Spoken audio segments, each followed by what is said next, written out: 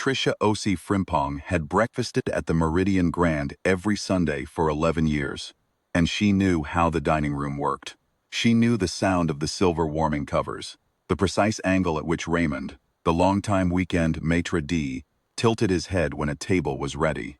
She knew the quality of the morning light through the tall east-facing windows, the way it came in gold and clean and landed on the white tablecloths like a benediction.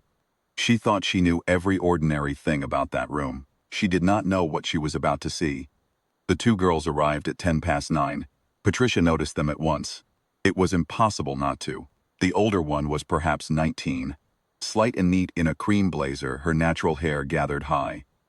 She held the hand of her little sister, who looked to be 7 or 8.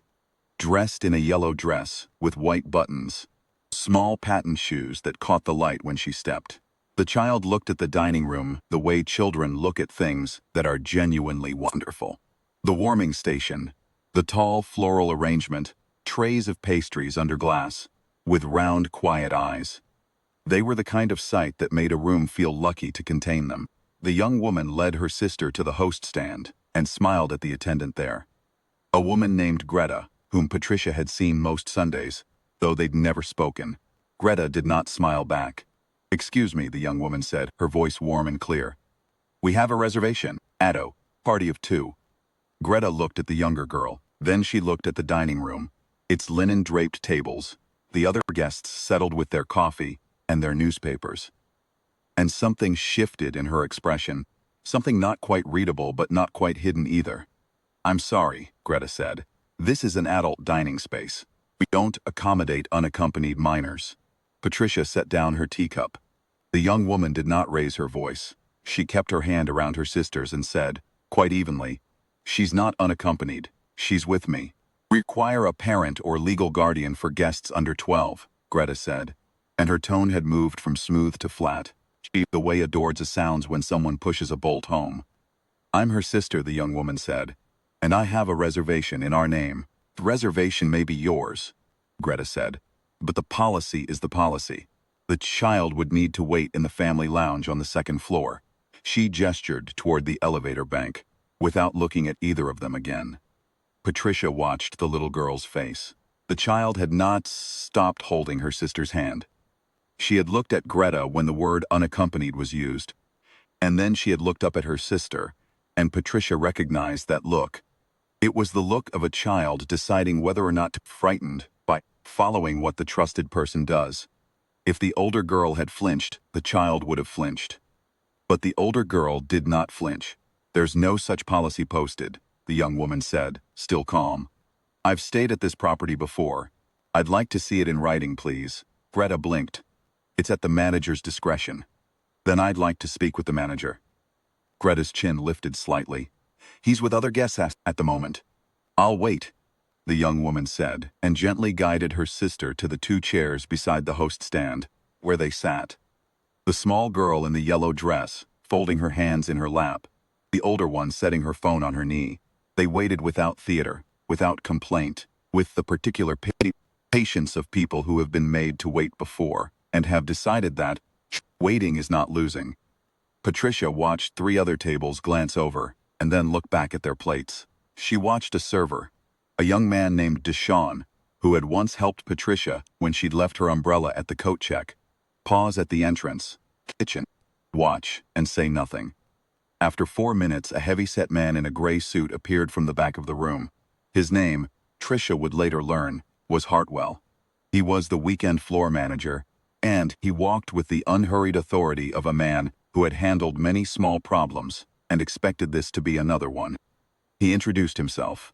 He was polished in the way that weekend managers at good hotels are polished, a studied ease, a manufactured warmth, and he smiled at Greta first, and the smile was the kind that means we understand each other. "I understand there's a concern," he said to the young woman. "My name is Ama Addo," she said. "I have a reservation. My sister Celia is with me.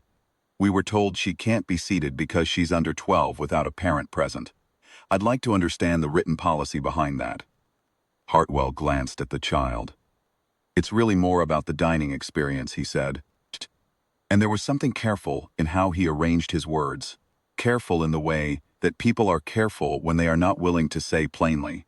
They mean, "Our Sunday brunch attracts a more." "A more what?" Amma said softly. He did not finish the sentence. She looked at him for a moment with the level eyes of someone who has understood every word he didn't say. Then she reached into her blazer pocket and took out her phone. "I'm going to make one call," she said. "I'd like you to stay, please." She dialed. The call connected in less than 10 seconds. "Dad," she said. "I'm in the dining room at the Grand. We've been asked to leave. Celia's with me." Pause. "Yes, the Sunday manager, Mr. Hartwell." She held the phone out to Hartwell. Tricia would replay that moment afterward. The way Hartwell's hand moved toward the phone, the way his face changed between the moment he took it and the moment the call ended. The color went out of him slowly, then quickly, the way it does when a man realizes all at once what city he is standing in. He handed the phone back without a word. He stood very still for 3 full seconds. Then he turned to Greta. "Seat the Addo party, please," he said, "at the window table." Greta opened her mouth and closed it. What Hartwell had learned in that 60-second call was this. Emma and Celia Addo were the daughters of Bernard Addo, the man who, 18 years earlier, purchased the failing Meridian Grand and rebuilt it from the subfloor up. The man whose framed photograph hung in the executive hallway on the 4th floor. The man who had signed every lease on this building, every contract with every vendor in this kitchen, and who was at that moment 20 minutes away and already in his car. Bernard Addo arrived at 10:43. Patricia was still at her table. She had not left. He came through the lobby in a dark coat, unhurried, and he went directly to his daughters. He pulled the small one, Celia, into his arms first, and she leaned against him and said something into his shoulder that Patricia couldn't hear. "Shh." Then he held Amma by both hands and looked at her the way a father looks at a daughter who has handled something difficult well, is to say, with love and with sorrow, in equal measure, because a father who has built something from nothing knows the weight of the world his child still has to carry through it. He walked to where Hartwell stood, Amma beside him. The conversation was short and very quiet. Tricia did not hear it. She saw Hartwell's expression throughout it. She saw the moment Hartwell nodded, and the moment after that when he looked at the floor. The matter was referred that morning to the hotel's regional director of operations. By early afternoon, Hartwell had been placed on an administrative review pending an investigation into the handling of the incident. Greta was reissued her role with mandatory retraining. A written policy review was ordered for every guest-facing position in the building. There was no posted policy prohibiting children in the dining room. There never had been. Celia Addo ate her breakfast at the window table. In the gold morning light, she had the French toast. She said it was the best she'd ever had. Amma watched her sister eat and said very little. She smiled the whole time. The small, private smile of someone who has held a line that needed to be held, and held it without drama, and held it simply because it was right.